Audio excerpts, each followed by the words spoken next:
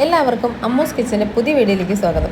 നമ്മളിന്ന് ഉണ്ടാക്കാൻ പോകുന്നത് ഒരു ക്രാബ് റോസ്റ്റാണ്. നമുക്ക് ആദ്യം തന്നെ ഞാൻ വാങ്ങിയിട്ടുള്ള ക്രാബിനെ നമുക്കൊന്ന് വേവിച്ച് വെക്കാം. അതിന് വേണ്ടിയിട്ട് ക്രാബ് വെള്ളത്തിലിട്ടിട്ട് ഞാൻ ഇതിനകത്തേക്ക് കുറച്ച് വെളുത്തുള്ളി, കുറച്ച് ഇഞ്ചി, കുറച്ച് ഉപ്പ് ഒക്കെ ഇട്ടിട്ട് നമുക്ക് ഇത് കുറച്ച് നേരം അടച്ച് വെച്ച് വേവിക്കണം.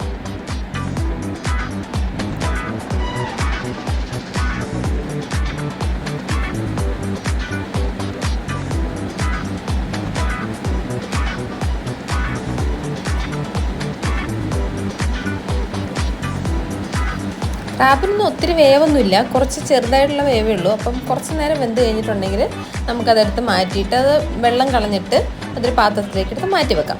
ഇനി നമുക്ക് ഈ ക്രാബ് റോസ്റ്റിന് എന്തൊക്കെ സാധനങ്ങൾ വേണമെന്ന് നോക്കാം. ആദ്യമായിട്ട് ക്രാബ് ഞാൻ കുറച്ച് ക്രാബ് എടുത്ത് മാറ്റി വെച്ചിട്ടുണ്ട് വെക്കാൻ വേണ്ടിയിട്ട്. പിന്നെ കുറച്ച് സവാള, ഒരു 2 വലിയ സവാളയും, പിന്നെ ഒരു 10-15 ഉള്ളി, പിന്നെ ഒരു 4 പച്ചമുളക്, കറിവേപ്പില, ഒരു കപ്പ് തേങ്ങാപ്പാൽ, പിന്നെ ഒരു 2 തക്കാളി, പിന്നെ ഒരു ചെറിയ കഷ്ണം ഇഞ്ചി.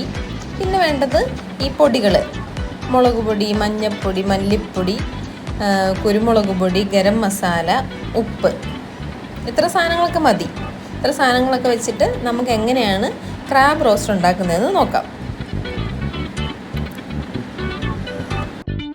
നമുക്കിനി ഒരു പാൻ എടുത്ത് വെച്ചിട്ട് അതിൽ എണ്ണ ഒഴിച്ചിട്ട് ഈ സംഭവങ്ങളൊക്കെ ഒന്ന് വഴറ്റിയെടുക്കണം. ഞാൻ അടുപ്പ് കത്തിച്ചിട്ട് അതിൽ ഒരു പാൻ വെച്ചിട്ടുണ്ട്. ഇനി നമുക്ക് ഇതൊന്ന് ചൂടായി കഴിയുമ്പോഴത്തേക്ക് ഇതിലേക്ക് കുറച്ച് എണ്ണ ഒഴിക്കാം.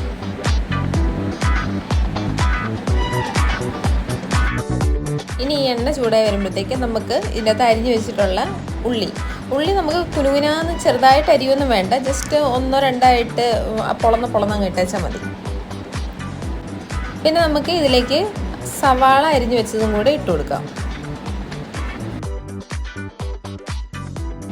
ഇനി അതൊന്ന് ജസ്റ്റ് ആയി വരുമ്പോഴത്തേക്ക് അതിൻ്റെ അകത്തേക്ക് നമുക്ക് 4 പച്ചമുളകും പിന്നെ കറിവേപ്പിലയും കൂടി ഇട്ട് കൊടുക്കുക. ഇനി അതൊന്ന് ജസ്റ്റ് ഒന്ന് മൂടി വെച്ചിട്ട് ഒന്ന് വേവട്ടെ. ഒന്ന് വഴന്ന് വരാൻ വേണ്ടി എളുപ്പത്തിന് ഞാൻ ജസ്റ്റ് ഒന്ന് മൂടി വെക്കുകയാണ്. എന്നിട്ട് മൂടി വെച്ച് കഴിഞ്ഞിട്ട് ഒരു കുറച്ച് നേരം കഴിയുമ്പോഴത്തേക്ക് അതെടുത്തിട്ട് നമുക്ക് ബാക്കിയുള്ള സാധനങ്ങളോട് ഇട്ടിട്ട് വഴറ്റിയെടുക്കാം.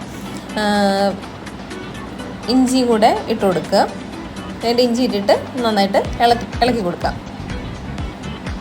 ഇനി ഇത്രയും ആയി കഴിയുമ്പോഴത്തേക്ക് നമുക്ക് പൊടികൾ ഇട്ട് കൊടുക്കണം. മുളക് പൊടി, നല്ല എരിവുള്ള പൊടി ആയതുകൊണ്ട് ഞാൻ കുറച്ച് തന്നെ ഇട്ടുള്ളൂ. പിന്നെ മല്ലിപ്പൊടി, പിന്നെ മഞ്ഞൾപ്പൊടി, ഗരം മസാല ഇട്ടു. പിന്നെ കുറച്ച് കുരുമുളക് പൊടിയും കൂടി ഇട്ട് കൊടുത്തു.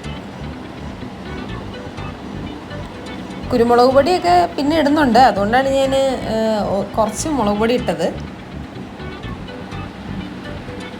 അപ്പോൾ ഇതൊന്നായി കഴിയുമ്പോഴത്തേക്ക് നമുക്ക് അതിൻ്റെ അകത്തേക്ക് കുറച്ച് തക്കാളിയും കൂടി ഇട്ട് കൊടുക്കുക. തക്കാളി നമ്മൾ 2 തക്കാളിയാണ് എടുത്തത്.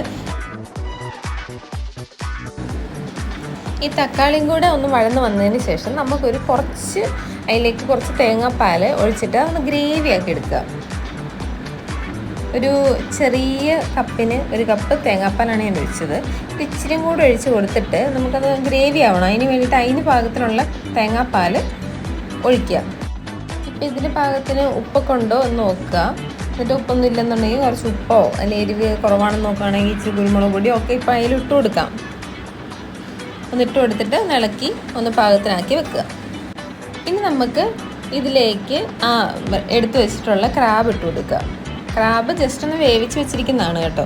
നമ്മൾ ആദ്യം വേവിച്ചല്ലോ, ഇഞ്ചിയും വെളുത്തുള്ളിയും ഇച്ചിരി ഉപ്പും ഒക്കെ ഇട്ടിട്ട് വേവിച്ച് വെച്ചിരുന്നതാണ്. അത് ഇതിലേക്ക് ഇട്ട് കൊടുക്കുക. എന്നിട്ട് നന്നായിട്ടൊന്ന് ഇളക്കി കൊടുക്കുക. അതിനുശേഷം നമ്മൾ ബാക്കി ഉണ്ടായിരുന്ന തേങ്ങാപ്പാലുണ്ടല്ലോ, അതും കൂടി ഇതിനകത്തേക്ക് ഒഴിച്ചു കൊടുക്കുക. ഇത് വേവണമല്ലോ, അതിന് വേണ്ടിയിട്ടാണ്. തേങ്ങാപ്പാലിൽ കിടന്ന് വെന്ത് കഴിഞ്ഞിട്ടുണ്ടെങ്കിൽ നല്ല ടേസ്റ്റ് ആയിരിക്കും കേട്ടോ. അപ്പോൾ അതിന് വേണ്ടിയിട്ട് കുറച്ച് തേങ്ങാപ്പാൽ, വീണ്ടും കുറച്ച് തേങ്ങാപ്പാലോട് ഒഴിച്ചു കൊടുത്തു. എന്നിട്ട് അതെല്ലാം കൂടി നന്നായിട്ടൊന്ന് ഇളക്കി വെച്ചതിന് ശേഷം അതൊന്ന് നമുക്ക് മൂടി വെച്ച് വേവിക്കാം. ഇനിയിപ്പം നമ്മൾ വീണ്ടും കുറച്ച് ഗരം മസാല, കുറച്ച് കുരുമുളക് പൊടി ഒക്കെ കൂടി ഇട്ടിട്ട് അതൊന്ന് പരിവാകാൻ വേണ്ടിയിട്ട്, അതിൻ്റെ ഒരു നല്ലൊരു ടേസ്റ്റ് വരാൻ വേണ്ടിയിട്ട് നമ്മളിപ്പോൾ കുറച്ച് ഗരം മസാലയും കുറച്ച് കുരുമുളക് പൊടിയും കൂടി ഇപ്പോൾ ഇട്ട് കൊടുക്കുകയാണെങ്കിൽ അതിൻ്റെ ഫ്ലേവർ നന്നായിട്ട് നിൽക്കും.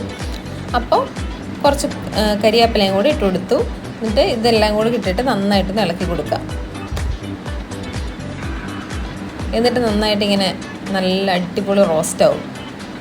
ഇനി നമുക്കിത് നന്നായിട്ട് ഇളക്കി കൊടുത്ത് ആ തേങ്ങാപ്പാലും ഈ കുരുമുളകും കരിയാപ്പിലയുടെയൊക്കെ ആ ഒരു ടേസ്റ്റ് ഇതെല്ലാം കൂടെ വന്നിട്ട് നല്ല ടേസ്റ്റുള്ള ഒരു ഡിഷാണിത്. ഞാൻ കുറച്ച് സ്പ്രിംഗ് ഒനിയനും കൂടി ഇട്ട് കൊടുത്തു കേട്ടോ. അതും കൂടി ഇട്ട് കൊടുത്ത് ഒന്ന് ജസ്റ്റ് നന്നായിട്ട് ഇളക്കി കൊടുത്തു കഴിഞ്ഞാൽ സംഭവം റെഡിയാണ്. കണ്ടോ എന്താ അതിൻ്റെ ലുക്ക്? നിങ്ങളെല്ലാവരും ഉണ്ടാക്കി നോക്കണം, നല്ല ടേസ്റ്റാണ്. എല്ലാവരും ഉണ്ടാക്കി നോക്കുക. ഇനി ഇതുപോലുള്ള വീഡിയോകളായിട്ട് ഞാൻ വീണ്ടും വരുന്നതായിരിക്കും. അതുവരേക്കും നമസ്കാരം.